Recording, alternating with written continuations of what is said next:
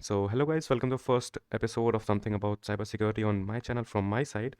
And today it is a very interesting topic that we are going to talk about, that is path traversal attack, or it is also known as a security vulnerability that perform over a website to gain some sensitive file, data filtration, and etc. So let's get started. So the first thing, what is a path traversal attack? So the path traversal attack in simple word is like I have written here, a unique vulnerability that let attacker access file outside the intended directory of a web. What does it mean? Like I have I have a test web here, which is a proxy validator web. And here what we do is like I'll be requesting later on this web. I'll be showing you the code. So before that, let me explain. So attackers access file outside the internet directory, like the directory which is not made for users to visit. Like I have some files in here, like the HTML file and the style CSS file or the script file where I have written it. Like I know where the file is. Like if I do script.js, sorry, not ks, slash script.js. Here you can see a file here, but I'm the developer, so I'm known to it, but not the normal user which is using the web is known to it. So how will he access it? So that's why we use vulnerability attacks to find a open endpoint of the URL to access any web directory. Like I'll show you how. Before that, let me get you to the uses of it. It is like access sensitive files which is not meant for users to access. Then data exploitation, we can also extract data and filter it.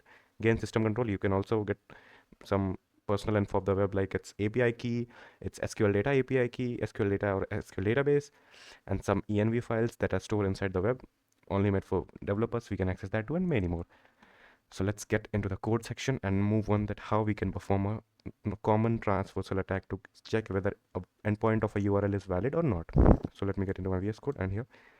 So basically what we will be doing is like sending requests to the web. So for that, what we will use is we will use a request module, which is like import requests. This is done. And after that, we'll create a variable here, which will store the URL of the web where we want to use the attack. Like this is the URL here, so I'll copy paste it. It's done.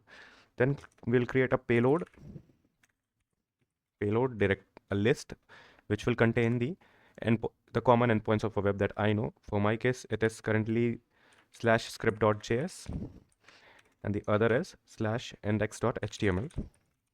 These are the two endpoints I know of my web.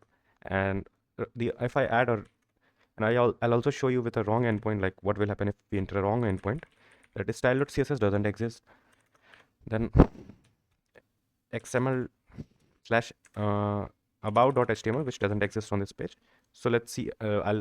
So the first two exist and the other two don't exist. So let's see what will happen for these four cases. So for sending the request in a loop that it should check all the endpoints, we'll use a for loop, which is for payloads.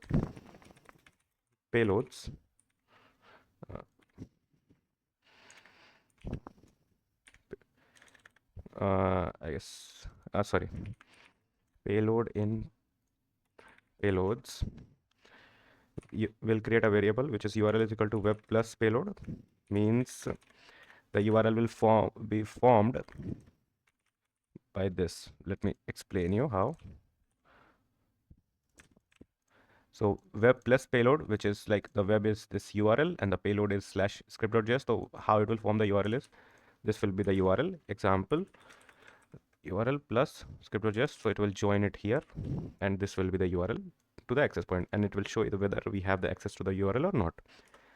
So after that, we'll create a response here. Response is equals to requests.get and where to get the request is on the URL here. And then we'll create if situations where response dot status code is equal to 200, print successfully accessed the URL. So what we are doing here right now is we are creating an if situation where response.status code. So the response that is sent to the URL using the request function, it will get a status code, of course, whether you have the access or not. So of course it's a 200 status code if you are like eligible to access that page, or like if we have access to it. So here status code is 200, then it will print that yes, we have the access to the code. And we also need the code of the website. So what, right now let's get into just access part, and I'll show you next that how to get the code to. And if here, if status code is 200, it will print yes, but if something else is like shown, if you are not able to get that request or process it, it will say that denied. And it is ready. We can just check that whether we have the access to this endpoint or no. So let me just run it for you right now. These are the four, and we'll check for those four. So we have access to these two, that is script.js and index.html, and we don't have the access to these two because these two doesn't exist. And now let's talk about how to get the source code of the web. So for that, we'll just use print function in response.text. It will print that whole text what is generated as a response on the web. So let's just test it. And yes, we are here. Firstly, it will check for the script file, and as you can see, successfully accessed the script.js, and it got us the whole script JavaScript file. Then it tried to access the HTML, which it also did, and gave us the whole source code of the web. And then it denied the whole last two because those file doesn't exist.